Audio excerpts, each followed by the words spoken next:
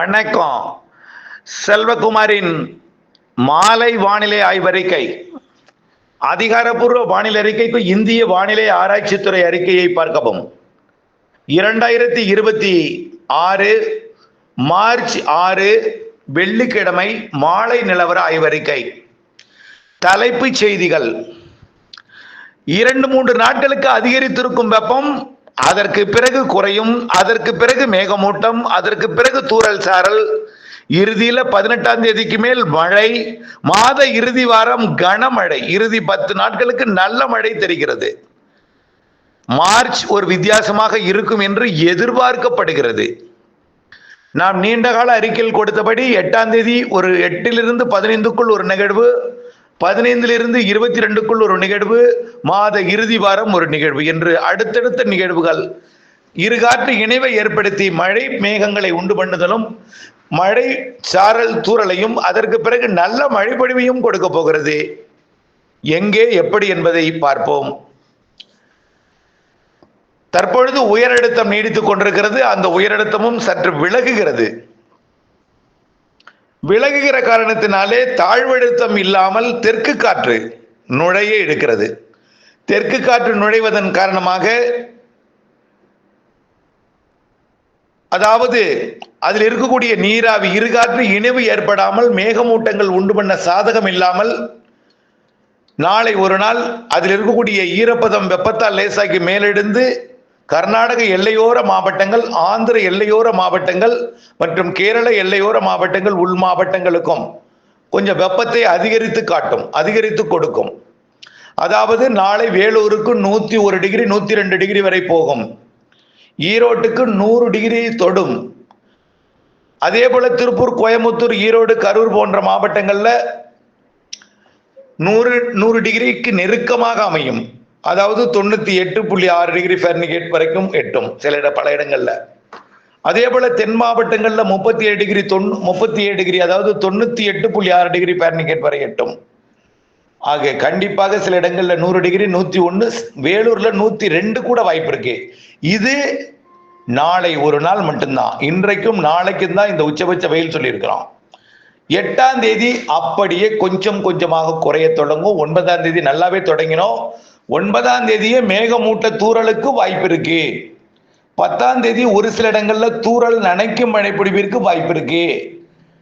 கிழக்கு காற்றை கொண்டு வரக்கூடிய காற்று சுழற்சி கிழக்கு காற்றை தமிழ்நாட்டில் ஏற்றும் 10ஆம் தேதியிலிருந்து வெப்பம் குறையும். ஆக மாத இறுதி வரைக்கும் வெப்பம் என்பது 100 டிகிரிக்கு கீழ் தான் இருக்கவே. அதாவது இந்த இன்றைக்கும் நாளைக்கும் தாங்க 100 டிகிரிக்கு மேல போகும். இதை கண்டு நாளைக்கு அடிக்கக்கூடிய இன்னும் கொஞ்சம் கூடுதல் வெயிலை கண்டு அச்சப்பட வேண்டாம். வெயில் பெரிதாக இருக்காது. மார்ச் 2வது வாரம் கொஞ்சம் வெப்பம் நல்லாவே தனியும்.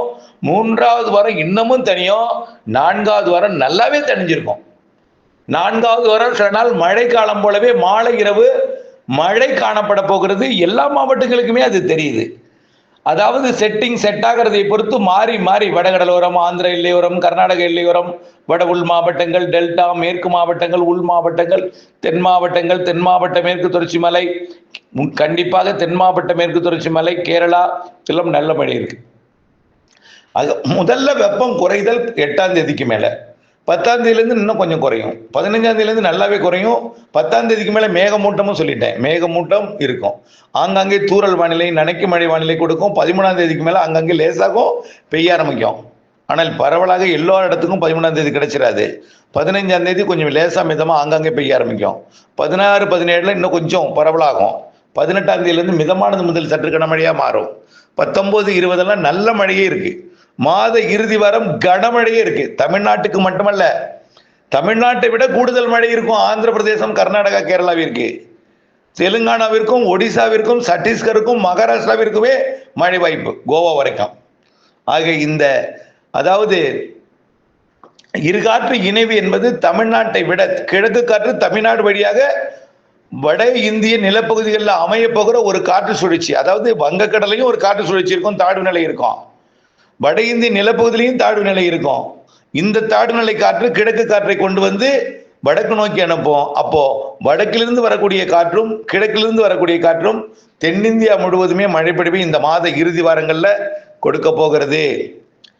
ஆக இந்த அறிவிப்பு முன் தகவல் தான். உங்களை அப்டேட்ஸோட இணைந்திருக்கிறதுக்கு மட்டும்தான் இந்த அறிக்கை. நாளைக்கு நடக்க போறதுலே பெரிய மாற்றம் ஏற்படும், அடுத்தடுத்த நாட்கள். ஆனால் பெரிய அளவிலே மாற்றம் இருக்காது. நம்ம சொல்ல மழைன்னா மழை இங்க உங்க ஊர்ல இல்லைன்னா கூட அருகருகே பெய்யும். அதுதான் நம்முடைய அறிக்கை. சில அறிக்கையெல்லாம் சொல்லும் பொழுது நீங்கள் பேசியதெல்லாம் ஞாபகம் வரும்போது அப்படியே வார்த்தைகள்லாம் தவறாவே போகுது. அதனால உங்களிலிருந்து கைபேசியெல்லாம் விட்டுட்டு எல்லாரிடையும் இருந்து தப்பித்து எல்லா கைபேசியும் அழித்து விட்டு தனி நம்பர் ஒன்று வச்சுட்டு போனாதான் என்னுடைய வானிலை அறிக்கை சரியா இருக்கும் எதிர்காலத்தில். ஆகவே வரக்கூடிய 8ஆம் தேதிக்கு மேல் வெப்பம் குறையும், 10ஆம் தேதிக்கு மேல் மேலும் குறையும், 10ஆம் தேதிக்கு மேல மேகமூட்டங்கள் உருவாகும், ஆங்காங்கே தூறலை கொடுக்கும். 13ஆம் தேதியிலிருந்து நனைக்கும் மழைப்பொழிவு ஆங்காங்கே, 15க்கு மேல் மேலும் லேசான மழைப்பொழிவாக மாறும், 18க்கு மேல் மிதமான மழை சற்று கனமழையாக மாறும், 20ஆம் தேதியிலிருந்து கனமழையே வாய்ப்பு இருக்கு, பல இடங்கள்ல மழை இருக்கு. மாத இறுதி வாரம் தென் மாநிலங்கள் முழுவதுமே மழை இருக்கும். ஏன் தென் மாநிலங்கள்? நாடெங்குமே பெரும்பாலான இடங்கள்ல மழை வாய்ப்பு. வடகிழக்கு மாநிலங்கள் ஒடிசா, சத்தீஸ்கர், ஆந்திர பிரதேசம், தெலுங்கானா, கர்நாடகா, கோவா, மகாராஷ்டிரா, கேரளா, தமிழ்நாடு எல்லாமே. சூரியனின் குத்துக்கதிர் வரக்கூடிய நாள் நிலநடுக்கோட்டை அடைவது மார்ச் 21. மார்ச் 21 அடைந்து அப்படியே வடக்கு நோக்கி வந்து ஏப்ரல் 10 தேதி வாக்கில எல்லாம் அது குமரி முனையை தொடும். ஏப்ரல் 17ல டெல்டா வழியாக பயணிக்கும். அதாவது கொஞ்சம் கொஞ்சமா 10ல கன்னியாகுமரி, 10னா 11 திருநெல்வேலி, 12 அப்படியே கொஞ்சம் கொஞ்சமா தூத்துக்குடி, புதுக்கோட்டை வந்து 17, 18ல டெல்டா, 19, 20, 21 போய் 27ஆம் தேதி சென்னை. ஆக இப்படி ஏப்ரல் மாதம் வெயில் அடிக்கக்கூடிய நேரத்தில் வெயிலும் இருக்கும் மழையும் இருக்கும்னு சொல்லியிருக்கிறோம்.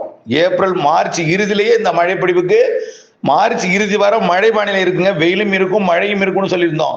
மார்ச் இறுதியில புழுக்கம், வெயில், புழுக்கம், வியர்வை, மாலை இரவு இடிமழை, நல்ல ஒரு வெயில் இல்லாத ஒரு வானிலை எல்லாம் பல நாட்களை நம்ம பார்க்க போறோம். 10ஆம் தேதிக்கு மேல 18ஆம் தேதிக்கு மேல கண்டிப்பா நடக்கும். அதெல்லாம் அதை நம்ம ஏற்கனவே சொன்ன 2வதாக வரக்கூடிய நிகழ்வு சற்று தீவிரமாக இருக்கும்னு சொல்லியிருக்கிறோம். முதல் நிகழ்வுங்க 2வது வரக்கூடியது எப்போ 15 to 20 சொன்னோமோ அதுதான். 20 விட மாத இறுதி நிகழ்வு அதை விட வலுவா தெரியுது. ஆகவே மழை வலுன்னா என்ன? காற்று கிடையாது. வலு என்றால் மழை அதிகம் தரக்கூடியது. வாய்ப்பு இருக்கு, இதை வாய்ப்பா எடுத்துக்கொள்ளுங்கள். ஏன்னா ஒரு சில பேர் ஒரு சில இடத்துல மழை பெய்யலன்னா